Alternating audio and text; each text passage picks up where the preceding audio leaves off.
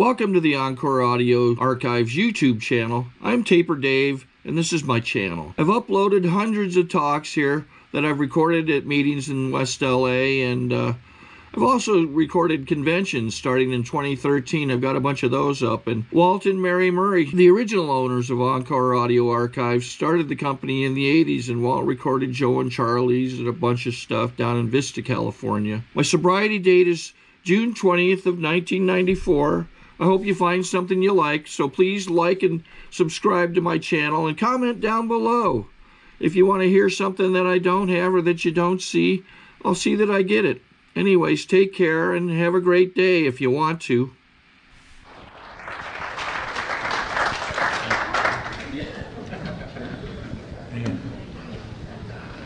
Make a hell of a bartender, wouldn't he?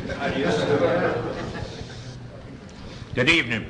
My name is Mac Brewster, and I am an alcoholic. I'm very glad to be here tonight, and I got a good feeling when I walk in here. It's a good meeting, you know, and you feel it when you come in. Especially, and I get to see some guys that I grew up with here in AA. I haven't seen Steve in a long time, and his wife, and Lynn. And I brought down a couple of guys with me from Covina, where I live out in the San Gabriel Valley. And I was really surprised that you didn't have more newcomers taking those chips, you know. And normally in a meeting this size out in our area, we have a meeting on Monday night out there that we had 47 court cards at one meeting. And we asked for newcomers, and 3 people raised their hands. I told them they'd show a lot of unlucky people around this area. That's the way it is, you know. Yeah. And I'm just very glad to be here.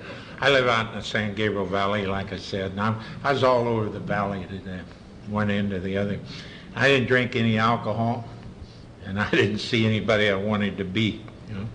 And both those things sort of set me free. I'm a very lucky man. I have my father still alive. He's 87 years old. I talked to him here a while back on the phone, and he said, I said, how's things going? He said, oh, everything's great. But he says, you know, I was just thinking the other day, he says, all my heroes are dead. And I was talking to somebody today, and I was watching the TV, and I thought, you know, one of my heroes died too, you know. And I think that in rooms like this, there's probably more understanding of what happened there than any place that anybody go in the world. You know.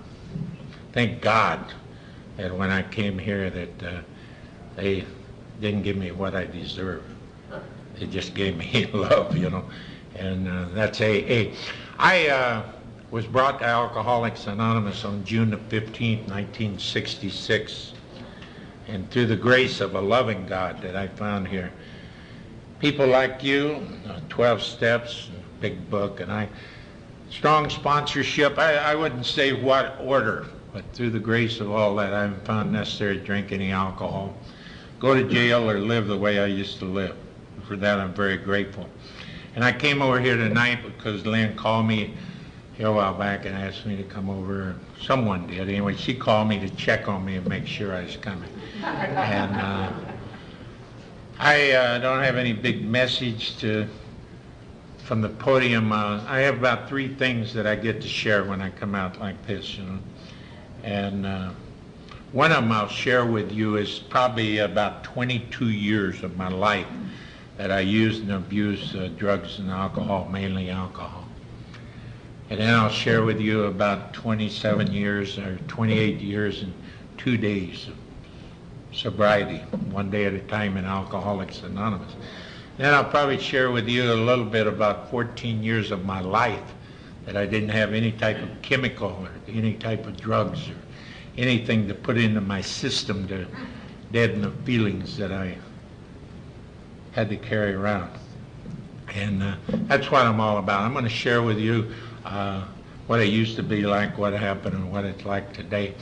But before I get started, I want to tell you that I got sober in the waterfront down in Wilmington. I ended up in a flop house down there. Now, a lot of you may not know where Wilmington is, but it's It's a little resort area on the way to Catalina.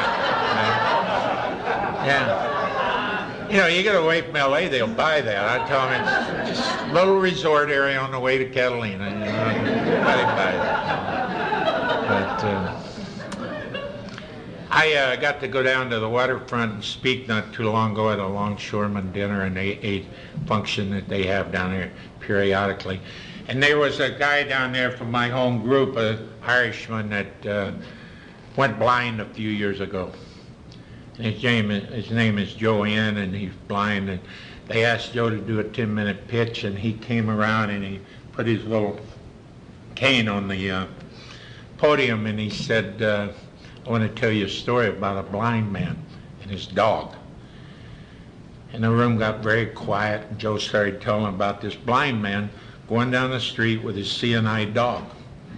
And this dog walked him right into a telephone pole.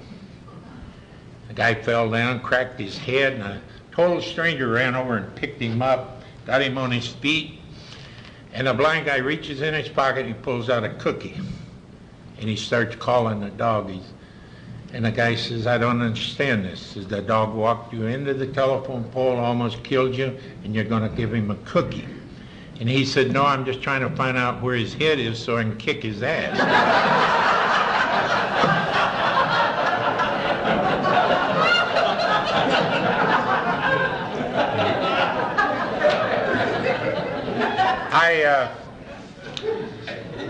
I believe that laughter is one of the greatest things of therapy that we have in this room, and especially when you get to a point one day maybe that you can laugh at the things that used to drive you nuts, you know, and then involving yourself. I was at a meeting out in Covina. We have some strange meetings out there, and we have one in particular that it's a book study. They read for a few minutes, and then they have a speaker, and then they have a question and answer about what they read in the book. And they were on Dr. Paul's story. And I thought, geez, this is very good. I normally don't go to that meeting, but I brought a newcomer over. And they finished reading, and for the newcomers here, Dr. Paul's still around here. He's out in our valley quite a bit. And it was interesting hearing. And then a young lady said, we got a special treat here tonight. Said, we have a young doctor that's clean and sober on the program, and he's going to speak. And this guy got up. He's about 36 years old and an MD, and he had a hell of a story. I mean, he threw up on a nurse, passed out in the operating room, you know, the whole 9 yards. And then when he got through, he said, any questions? And this guy raised his hand and he said, you know, I read in a paper the other day where they're trying to come up with a pill for alcoholics so they can take and make them drink sociably again. Said, you as a member of AA, a confessed alcoholic, and an MD, what do you think of that? And the doctor stood there a minute and he said, you know, I read that same article. And he said, the first thing I thought about was what would happen if I took two. Yeah.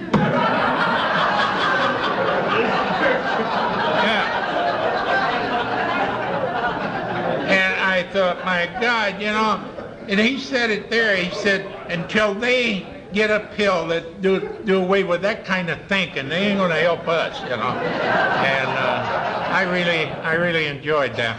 But I had my last drink of whiskey on June the 14th, 1966 in a flop house on Anaheim Street in Wilmington, California. What I hope is the last drink of alcohol I ever had. It was about 10 o'clock in the morning. I'd like to share it with you. Somebody beat on the door and I came to and let them in. It was a 16-year-old daughter of mine. I don't remember everything she said in that room that day, and I think I heard things that she said she didn't say. But what I heard in that room that day was she was asking me all these questions, and I had no answer. She was asking me stuff like, why are you drunk every time I come down here? Why aren't you working? Why aren't you taking care of business? You know, and she had all these questions, and the only answer I had that day, I poured some whiskey in a water glass, and I tried to get it down, and I got it in my mouth, and I couldn't swallow it. I've been mixing Benzedrine with alcohol, and you know, that stuff really screws you up.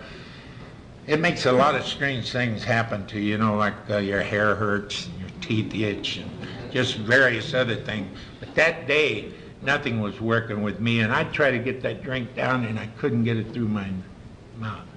And I'd have to spit it back in the glass. And I don't know how long that girl stayed in the room, but she left.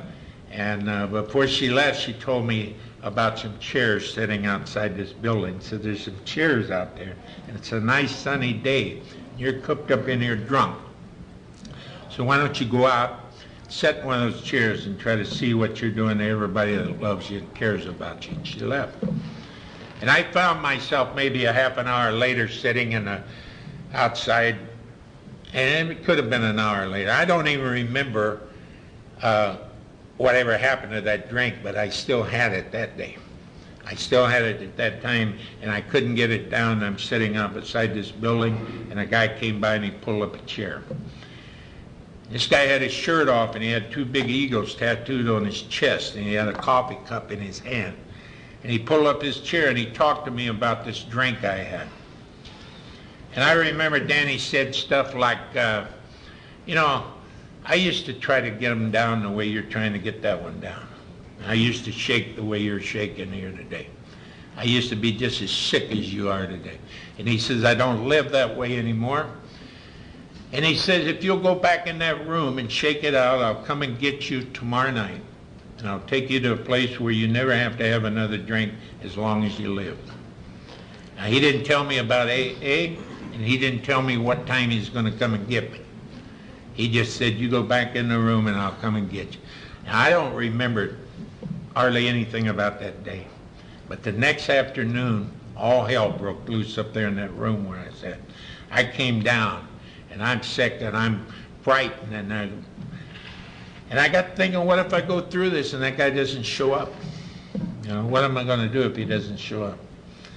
And I remember it was getting dark, and I go look out the window, and nobody's showing. And pretty soon there's a knock on the door, and I've talked to Danny about that moment since then between him and I. And he said neither one of us said anything. That I just came out, he shut the door, and we walked down Anaheim Street for 2 blocks, and we turned on a little street in Wilmington called Broad Street. And we went down to a union hall, and we sat down in the back of this union hall. And man, a table sitting in this room in the back of this union hall was 10 guys. And I've heard people say that they've been in AA a long time and they never met anybody they drank with. It's sure not true with me. There was 10 guys in that room, and I knew every one of them. I'd drank with them, I'd been to sea with them, long, short, I'd been in jail with a couple of them. I knew everybody in that room. And there was one guy in there that was drunk, and his name was Scotty, and I'd been on a ship with him when I was a kid. See, I grew up in that town. When I was 16 years old, in the middle of that popular war, I ran away and went up to San Francisco, and I went through maritime school. And I started going to sea when I was 16. And I've been to sea with these guys. And I've worked around the maritime industry with all of them. And this guy was in there, and he was drunk, and he wanted to read out of this book these guys had. And I remember that they let Scotty read out of the book, and he cried all the way through it. And the other thing I remember about that meeting was that they asked if there was any alcoholics there. And I didn't raise my hand. I was the only one in the room that didn't raise my hand. See, I didn't want to be no alcoholic. I was about to raise my hand. And I sat in that meeting, and before the meeting was over, something was said to me that was said up here earlier. This guy said, I don't know why you came here tonight, Mac, but he said, I want to tell you why I came. He said, I came here because I was sick and tired of being sick and tired. And I'd never heard that before. I heard it here tonight. I hear it in AA all the time, but I'd never heard. And on the way home, or back to that room, I thought about that. Maybe that's my problem. Maybe I'm just sick and tired. Now, I was 36 years old when the guy brought me to that meeting. And I just drank up my second family. I drank up my first family in a home out in Torrance when I was 25 years old. I started losing things before most people got them. That's right. And I got another wife and some stepchildren, and I drank that family up before I got to AA. I worked around the maritime industry all my life. I had a dream. I wanted to be president of one of those unions. I wanted to stand down in one of those local bars and have that bartender pour my drink and before I even get to my seat. And it was a thing that I'd worked for very hard all my life. And I became president of a longshoremen's union. When I was 29 years old, I got that job. And I got it because of what I would do, not what I knew. And I paid a price. I paid a hell of a price. I'm not proud of the things I had to do, but I'm not ashamed of them anymore neither. I just did what I was paid to do. But I drank that job up before I got to Alcoholics Anonymous too. I was living in a flop house in a town that I grew up in, and I didn't even know that I was an alcoholic. I blamed everybody in the world for me being where I was at. And blame was the game, and as long as I had it, I had a certain amount of comfort. And I know as well as I stand here today that if I ever had to go down there and lay in that room, look at that light bulb nobody in the world would put me back there but me. And I know that today. See, I know that there's nothing I can say at this meeting tonight will get anybody drunk. Nothing that I can say here will get anybody sober neither. So you really say, well, why did he come over here? Yeah. Well, I'll tell you why I came, so that I don't forget to remember where I came from and who I am. Because if I forget to remember those things, I'm condemned to relive the same experiences again that brought me here. So that's why I came over. I came over here tonight to share with you the things that I used to hide from people all my life. I heard it said when I was new here that you're as sick as you are secret, and I didn't even understand that. And yet I never shared with anybody anything in my life. I kept it all cooked up here. And that's the way it was. And I thank God for alcohol. Alcohol beat me, beat all the ego and all the pride out of me, and brought me to my knees. And I didn't know it. And I thank God for alcohol. I think it's probably saved my life. Being the type of guy I was, without some kind of cushion in there to take away some of that anger and some of that fear, some of that pain, I would have destroyed people or possibly myself. I stood in a divorce court when I was 25 years old in Long Beach, California. I watched my wife leave that courtroom that day with 2 kids of mine and another man. And I know as well as I stand here today, without something to take away that anger and that self-pity and all that pain that day, I would have destroyed people and possibly myself. I used alcohol and it worked, worked good. Alcohol surrendered me. It beat me right to my knees. But I'd come back pretty quick sometimes too. I drive through Long Beach every once in a while, and there's a little town over there called Signal Hill. And I don't know, I see a few heads shaking, but back in the 60s, that's the best place in the world to drink, You go up there on Friday afternoon, top of the hill, and you drink your way down over the weekend, And no matter what you did, and if you killed somebody, come Sunday night late, they'd cut you loose and send you home, and you could come back next week and have some fun some more, And if I'd had that much more fun up there on that hill, you'd have had a different speaker here tonight, I had a guy almost beat me to death up there. I was about halfway down the hill by Saturday night, and I was in one of those Western beer joints and got into it with some guy, and I ended up out in the parking lot. This guy kicked me sober out there. Kicked my cheekbone here right through the roof of my mouth. Broke my nose, kicked my ribs in, and almost beat me to death. I came sober out there in that ground, and I remember what it was like, and I don't want to ever forget. I used to talk about it, and I'd sweat in the palm of my hands, but I don't sweat anymore because I don't feel that near it anymore. But it's important I remember that I was out there, and this guy's kicking me half to death, and I'm choking on my own blood. And I could hear the sirens coming off in the distance, and people yelling and screaming. And I'm thinking if they don't get here pretty soon, this guy will kill me. 3 days later, I'm sitting in a joint and I'm drinking with some of my friends. I got a head like a watermelon, And we're laughing and we're joking about that. It seemed a small price to pay for all the fun I was having. And when it gets right down to the bottom line, that was me out there in that parking lot. and we all had our little parking lot somewhere, you know, some way. But I got to remember this, that, you know, one more drink, one more lousy drink, and we could have possibly, any one of us could have missed this thing, you know. And that's why I come out here tonight, because I want to share those things. I want to remember who I am and where I came from.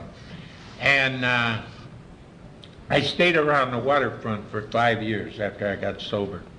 I'd just been kicked out of a union job that I'd worked all my life for. I swallowed my ego and my pride, and they found a job for me with a stevedoring company unloading Cooper ships, which was the worst job in the harbor at that time.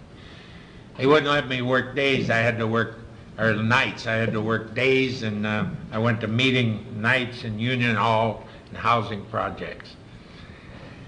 And I got introduced to AA through a guy that told me he was my sponsor, the guy that brought me to that first meeting.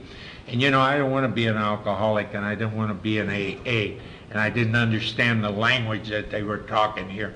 You know, for the newcomer that's here in this meeting tonight, I want to tell you, take a minute or two and tell you some of the things that I heard when I was new here. You know, I always sat in the back when I was new because you hear different back there, you know. Yeah. And I heard a guy stand up at this podium like I am tonight, and he said, I came to AA. Now, I almost fell out of my chair when I heard that. And he said, I came to AA and I only drank beer. And I thought, my God, I drank beer when I wasn't drinking, you know. And I don't mean to offend the beer drinkers. It's just the way it was with me, you know. I heard another guy say he came to AA because he got a 502. And I thought, my God, why would he come here if he still had a car? That was my thinking. I wouldn't have came if I had a car, you know. I heard another guy say that he came to, and this is what the advantage is sitting in the back. This guy, I heard this guy say he came to AA and that you have to get your wife back. Now what he said was he came to AA and he got his wife back. And I sat through this whole meeting trying to figure out which one of my wives would have me back, you know. I heard another guy say that he drank good whiskey. And I sat up in my chair in that meeting because most everything I ever drank was pretty good. You know? And I drank some pretty rotten stuff. I really did. I think back about a time under a palm tree down on an island in the South Pacific at the end of World War II. And there was a 55-gallon drum out there, and they threw coconuts and anything else they could catch in that thing. Poured some sugar in it, and they'd sell you a bucket out of there. And we worked with our shirts off on the ships down there then, and we'd sweat, and I drank that stuff, and I tell you how bad it was. On the third day that you drank it, the mosquitoes quit biting you. Right. That stuff would come out through the pores of your skin, they'd light on you, and they'd just fly away. They had nothing. And it was good. And I know why it was good. It was good because it was all there was. I heard a guy in a meeting the other day said, my drink a choice. And I said, you had a choice? Jesus, they're really letting some light weights in here now. You got a choice, you know. I really didn't have a choice. I'd take a drink, the drink would take a drink, and away we go. And it wasn't always that way with me. I remember as a young man, I drank in some of the finer places all over the world. I drank on Bourbon Street in New Orleans as a kid, and I drank in Shanghai Reds on Beacon Street in San Pedro. And I'd look down the bar and I'd see some guy laying across the end of a bar, and I'd say to myself, you know, if I couldn't hold my whiskey better than that, I'd quit, you know. And somewhere in all that mess, I became that guy, you know. And I don't know when it was, and I don't know when I raised my hand when I was new. One day I raised my hand. But I used to ask people in meetings, you think I'm an alcoholic? And some people would say, I don't know. Finally, I asked the guy one day, and he says, yeah, I think you're an alcoholic. And I said, okay, when did I become an alcoholic? You know, because I don't stand up here and tell you that I just took a drink and everything went to hell. I used and abused this stuff for 22 years. And somewhere in all that mess, I became an alcoholic, and I wanted to know when. You know? And it was important when you knew those type of things are very important, you know? And this guy came up with a prince. He said, yeah, I think you're an alcoholic, and I think you became, I said, well, when did I become one? And he said, I think you became one about the time you quit bragging about how much you was drinking and started lying about it. And yeah. I used to brag about how much I could drink, you know. I'd tell you, I'm drinking a quart of that come catch me vodka or whatever we're drinking, you know. And I'd brag about it. But I'd also tell you that I worked today. And as long as I worked and the family I came out of, if you worked, you had a right to drink all you wanted to. I heard a guy say in a meeting one day, he said, I was hiding bottles. I said, from who? You know? Who you hiding? I never hid a bottle from anybody in my life. I used to tell people, you don't like the way I drink? Get the hell away from me. And they did. You know? Yeah. I ran out of friends, enemies, and self-respect all about the same time. And I end up in a flop house in the town I grew up in. And yet I didn't know I was an alcoholic. And I can assure you that 1966, the word alcoholic wasn't thrown around the way it is today. You know, you can't turn on the TV or radio or anything for 5 minutes. Somebody's talking about the disease of alcoholism, drug addicts, 12-step program. It wasn't that way 28 years ago. You know, alcoholic, where I came from, was a dirty word. It was fighting words. You go in a bar and call some guy an alcoholic, he'd punch your lights out. Now, I used to have a mother-in-law that called me an alcoholic. You know? She called me a communist, too, you know, so it didn't make any difference about her, but I sure didn't want to be no alcoholic, I can tell you for sure. And I was ashamed when I first came here. They used to have a meeting on Avalon Boulevard in Wilmington on a Saturday night. And I used to walk down Avalon Boulevard. That was back in the days when I was all jumping down. And I'd look up and down the street to see if anybody is coming, because they had a little sign about this big there, and it said AA. And that looked like a neon sign to me, you know, and I would glance in, and then I'd duck into this meeting. And one night I ducked in that door, and my sponsor grabbed me, and he took me out on the sidewalk. And he made me stand out there and greet people for about 10 minutes in front of the club, you know. And my God, I could hear the jukebox playing in a bar called the Forecastle down a couple of doors down, and everybody's laughing. I thought, it's come to this, you know. Look at it, out in the street shaking it. And they say there's no dues or fees here, but I think most people come into this fellowship, pay some dues, and I think some of them pay them after they get here, you know. I believe that, you know. I'm glad that I didn't have anything left when I got here to bother me, you know. They told me, they said alcoholism is like a train. You know, you're riding along, you can get off at any spot you want to get off. You can get off that train, or you can ride it all the way down to the end of the track. And I think I used to ride it down the end of the track, get off and lay a little track and get on and ride some more, you know. Because I tell you something, when I got here I had nothing. I had no self-respect, I had nothing left. So I had nothing to do but go up when I came here. And I got in with a group of guys that were firm believers in those 12 steps, in the big book Alcoholics Anonymous, and strong sponsorship. They didn't believe that you let some newcomer sit around till he thought he was ready to work the steps, you know. They said, here they are, and this is what we're going to do, and we're going to do it. And they drugged me screaming and yelling right into that big book and into those 12 steps. And I'll tell you something. It's the greatest adventure you'll ever have in your life, finding out who in the hell you've been drinking with and who you've been living with. I believe that. The steps aren't designed to punish anybody, you know. And I thought they were. When I was new and I sat back there and I listened to this, I thought, I'll tell you how I felt about it. I would listen to them talk about these steps, and then I'd tell them, wait a minute. Man, I've got the IRS after me. I cook the books in that union. Everybody's mad at me. I owe money all over town. I'm behind in my child support. You're talking about the steps. What I need is money. You know? I don't need steps. I need some money.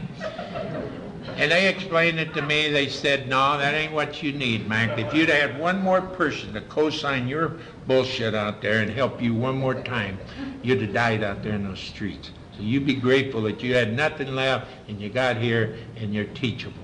And I believe today that that's the key around here. I believe that you just got to come in here and become teachable. And if you don't, shame on you, you know. It's just the way it goes. I got in with that group, and they took good care of me. And they introduced me to Alcoholics Anonymous, and they introduced me to myself. And I stayed around the waterfront for 5 more years after I got sober. And I was still having a lot of trouble because I had a lot of amends that I couldn't make. And they came to me. And they said they had a job for me up in the San Gabriel Valley, and they wanted me to move away from Wilmington out of the waterfront. I'd never worked over 100 yards from the ocean in my life, you know. And I still go down from Covina, where I live today. I go down to Wilmington once in a while, and some of the old timers says, "Are you still living in the desert?" You know. Anything north of Pacific Coast Highway to them is the desert, you know. But I moved up to West Covina, where I lived. I went to work for a large foods company. I negotiated their contracts for them for the next 7 years. They were having a lot of problem with the Teamsters Union, and I knew how to deal with them, and I sat out on the management side for the first time in my life. And I negotiated a food contract against the Teamsters. And I did a good job.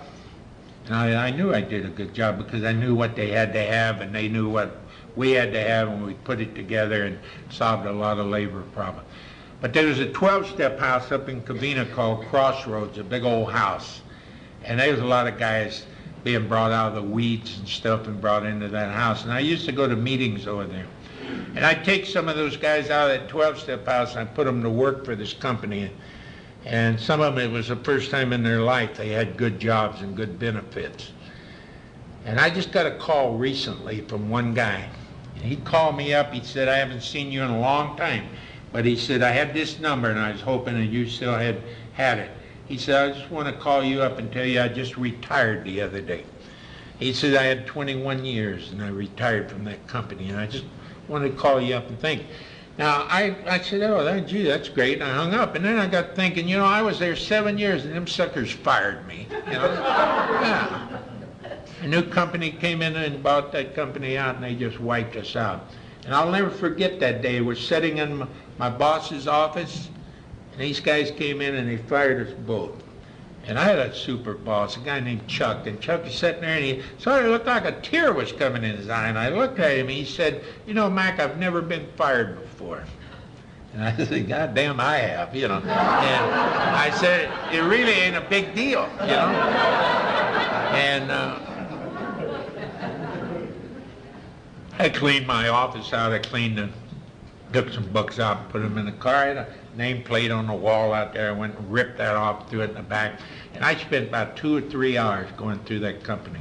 I hugged people. People hugged me. I cried. Some of them cried. I left that place the way you taught me in Alcoholics Anonymous, to leave any place I leave today. See, I never left anywhere before. If I wasn't wanted, I tore it up when I left, you know. And I got to walk out of there like you taught me. I went over to the 502 Club, which is a clubhouse over in Covina. Has nothing to do with drinking and driving. It just happens our clubhouse located at 502 2nd Street, you know. And they call it the 502 Club. And I went over there and I had a cup of coffee, and a guy came in. A couple of my friends came in. And they said, "What are you doing here this time of day?" And I said, "I just got fired." And I'll never forget, this one guy said, "God, that's great." You know? Yeah, he says, "Great." He says, "What do you want to do that you didn't have guts enough to quit a good job like that and go do? What do you want to do?" He said, "Maybe God's helped you." And I went with those guys that day, and through the grace of a loving God that I found here, I got an opportunity to go back to school. I got a license, and I went back to school again. I ended up in the mortgage banking business. 3 years ago, or 3.5 years ago now, almost 4, I had a heart attack out in my front yard in West Covina where I live. I was out there working in the yard, and that sucker hit, and I took me to my knees, and I'm out there. I knew what it was, and I knew I was in trouble. And you know, I've heard people say that when stuff like that happens, their whole life passes front of their eyes. I think alcoholics, somebody else's life passes or something, you know. I don't know, but it wasn't that way with me. You know, I was crawling on my hands and knees trying to get in the house and get to that phone. And you know what I'm thinking? My thinking was, I don't have time for this shit. You know? That was my thing. I just don't have time for this. I got too many things I want to do in places. So I got it taken care of. I got a good doctor, and I got it taken care of, and I retired a short time later, and I got to do some wonderful things. I was just sharing with a young lady that led this meeting. She's talking about going to Australia. I got to spend the whole month of May this last year in New Zealand. You know. I was down there for 28 days. I went to 14 AA meetings in 28 days. They just moved me from one AA meeting to another. I had the time of my life. I'd walk into Christchurch or wherever we're at and to a meeting, and I felt the same blanket of love that I felt when I walked into this room here tonight. You know, we got nothing big right here, but we got something special, you know. And I really believe that AA is special for people like us. You know. I've got an opportunity to share with some young men that just amazed me today. I just gave a young man that I picked up a few years ago when he's 21 years old. I just gave him his 20-year birthday cake the other day. And he quit a good job with a telephone company, and he went to school, and he wanted to become a captain of a ship, and he got his captain license. And some of the guys were talking to him this week. In a couple of weeks, he's going to sail away on a schooner to Hawaii and go down in the South Pacific. Stuff that we used to dream about in the bottom of a whiskey bottle somewhere. Now we get to do them here in this program. You know. I enjoyed the part here when they asked if there's any Al-Anons here tonight, because we have a lot of Al-Anons out in our group. We always ask where they're at, because we want to know. Because if they're scattered through the meeting, it's all right, but if they're all ganged up in one spot, they're up to something, you know. And I went in the clubhouse about 20 years ago one day, and I walked in, and a good-looking, red-headed Irish lady came by, and I smiled at her, and she smiled at me, and we've been smiling at everybody ever since. You know. I met a lady, and her name's Kay. Some of the people here in the room know Kay. I fell in love with her. And I was frightened to death. She had a little 3-year-old girl. And all I could remember, a little 16-year-old girl pounding on the door and knowing that I didn't know how to be a father, knowing that I didn't know how to be a husband. And I was panicked. But I went to my sponsor, and I sat down with him over a cup of coffee, and I told him about Kay. I told him about this little girl, and I told him about these fears. I laid it all out on the table. You know what Eddie told me? He said, you know, we've had you around here for a long time, Mac. We taught you how to treat people. He said, I've seen you in a meeting of Alcoholics Anonymous when a newcomer spills their coffee. I've seen you go clean it up and get them another cup of coffee. He said, you take Kay and a little girl home with you, and you treat them like you would a newcomer in a meeting of Alcoholics Anonymous. He said, you won't have any problem. Kay and I live up on the side of the hill in West Covina. I got a nice little house up there. I got a big weeping willow tree in the front yard that was given to me by a bunch of guys from Orange County in 1985 when I was chairman of the Southern California Convention.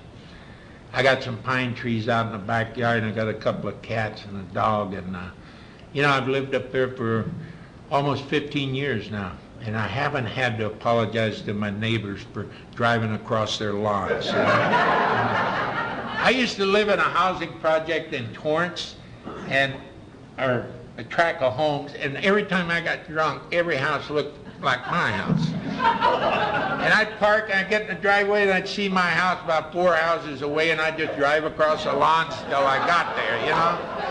And I used to have to apologize to a lot of my neighbors. I haven't had to do that, you know? And I live a good life today. I got them running. It was a little bit over. I'm going to shut this down. I went to a meeting in the clubhouse recently. There was a friend of mine who lives in Hawaii 6 months out of the year. He lives in Arizona and Phoenix or somewhere over there 3 months, and the 3 months in Covina. And he stood up at a meeting and he spoke. He says, I live a glorious life today. And I thought, boy, that's putting some icing on it, you know, glorious.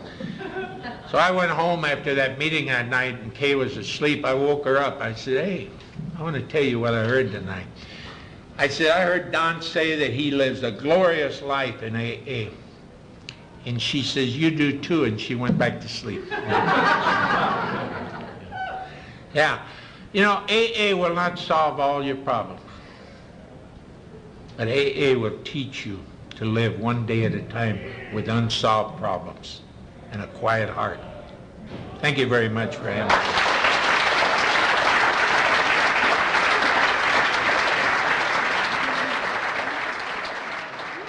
I think we got a great talk going on here. Thanks for watching the channel. Taper Dave here. Just curious, do you think this is better than Zoom? Okay, this is how I prepare my drone for launching. I like to do it inside the cab of my truck so I'm not standing outside in the weather. To install the joysticks for control, up and down, right and left, powered on. I have an Android phone that I use to connect it to the drone with. And it's actually controlled through the iPhone, through an app. Oops, wrong way. It's actually controlled through the iPhone, or through this Android phone, through the app. It's actually controlled through the Android phone, through an app, and you connect it through this short connection right here.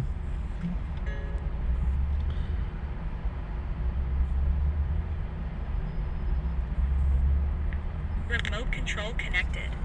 Remote control's connected. So I pull out the drone. I have to extend the legs. Long legs extended first, then the short legs. Remove the gimbal protector. Set that aside, then power it on one short burst and one long burst. I lay it down. So I have to go to calibrate. So the drone's not connected yet. It shows you here as this drone gets disconnected, even though the remote's powered on. So the drone has to establish it's connected. So I go into the app to calibration mode. First I'll calibrate the remote controller. Start calibration. Out, in, oop, out, in, up, down, and then this little wheel is to control the gimbal. So it's calibrated. Go to gimbal calibration, start calibration, and then it calibrates the gimbal. I don't know if that shows up. The gimbal's moving all over the place.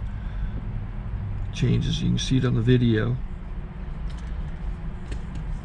And I'm calibrated to take off. It's acquired 7 satellites at the moment.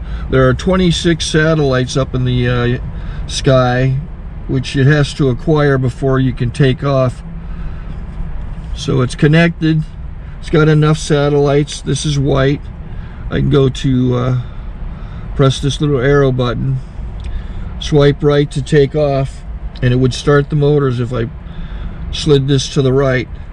But I'll wait till I get outside. Don't want to do it inside.